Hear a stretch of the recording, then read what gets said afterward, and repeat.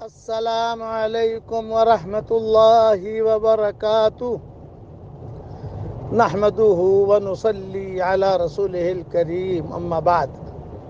آج کا سبق سن لیجئے۔ آج کے سبق کی سرخی ہے سخاوت سے دوستی کیجئے، پارٹ نمبر 100۔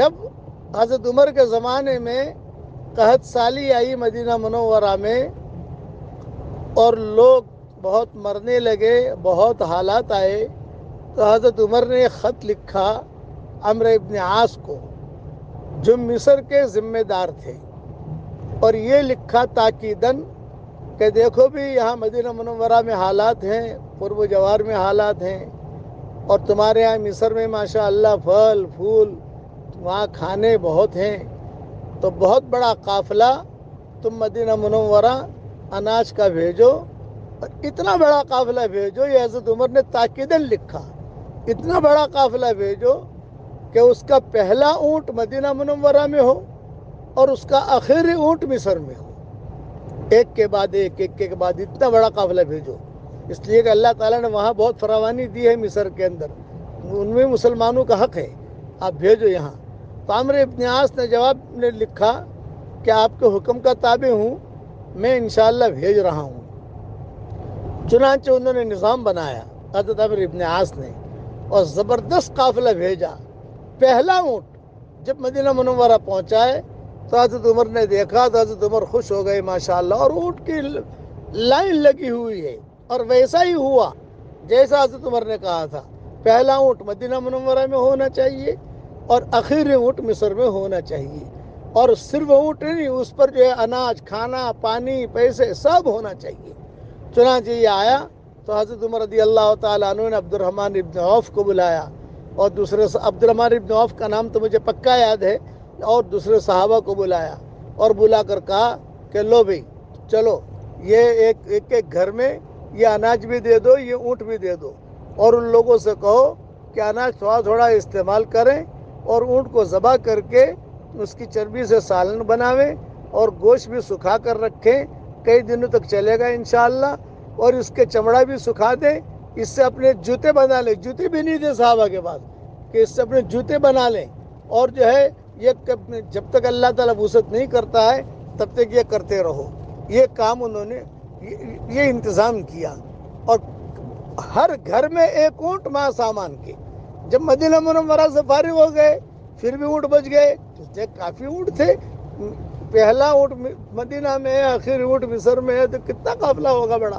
تو انہوں نے جو ہے قرب جوار کے اندر لوگوں کو کہا کہ تم جو ہے وہاں جاؤ اور ایک ایک گھر میں ایک ایک اونٹ دے دو مع سامان کے، اور ان کو تاکید کرو، اور ان کو یہ تاکید کرو کہ یہ ایک دم سے نہ کھا لے، تھوڑا تھوڑا کر کے چلے، اور جن بوریوں کے اندر اناج آیا ہے ان بوریوں کو لحاف کے کام میں لے لو۔ سردی ہوتی تھی اس وقت میں کہ وہ لحاف کے کام لگ جائیں گے، تمہارے سوٹر بن جائیں گے۔ یہ حضرت عمر نے ترتیب بنائی۔ پھر کچھ اونٹ بچ گئے تو حضرت عمر نے حضرت زبیر کو بلایا اور کہا بھی اسے نجدے لے جاؤ، نجدے لے جا کر تقسیم کرو۔ حضرت زبیر نے معذرت کر دی، میں نہیں آ سکتا۔ حضرت عمر نے کہا ایسے خیر والا کام تمہیں قیام مرتے دن تک نہیں ملے گا، لیکن ان کی معذوری تھی، وہ نہیں گئے۔ پھر حضرت عمر نے حضرت طلحہ کو بلایا، بھئی تم یہ کام کرو، وہاں لے جاؤ۔ انہوں نے معذرت کر لی۔ حضرت عمر کہنے لگے اتنا بڑا خیر کا کام تمہیں نہیں ملے گا، نہیں میری معذوری یہ ہے وہ، چلو ان کو منع کر دیا۔ پھر حضرت عمر نے ابو عبیدہ کو بلایا، اور ابو عبیدہ کو بلا کر کہا بھی تم یہ کام کرو۔ چنانچہ حضرت ابو عبیدہ رضی اللہ تعالیٰ عنہ تیار ہو گئے اور کہا میں لے کے جاتا ہوں۔ بڑا مجاہدہ تھا اونٹوں کو لے کر نجدے تک پہنچنا، اور پھر اونٹ کو کبھی ادھر ادھر گم ہو جائے پھر وہاں جا کے تقسیم کرنا۔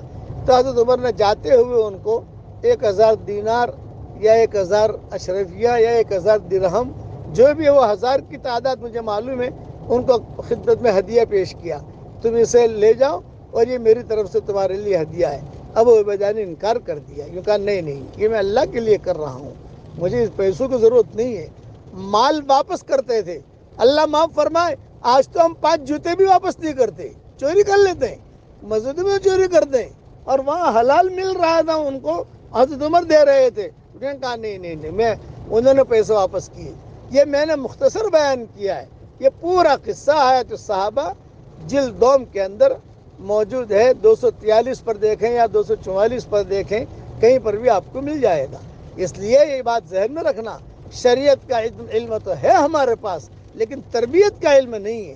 مولانا یوسف صاحب رحمۃ اللہ علیہ نے تربیت پر دوسری جلد لکھی ہے کہ کیسی تربیت کی تھی حضور صلی اللہ علیہ وسلم نے صحابہ کی. اب پڑھ لیجئے میرے ساتھ، حسبنا اللہ و نعم الوکیل، حسبنا اللہ و نعم الوکیل، حسبنا اللہ و نعم الوکیل. اڑتے بیٹھتے اسے پڑھتے رہا کیجیے. اللہ تعالی ہم سب سے راضی ہو جائے. آمین. وآخر دعوانا ان الحمد للہ رب العالمین.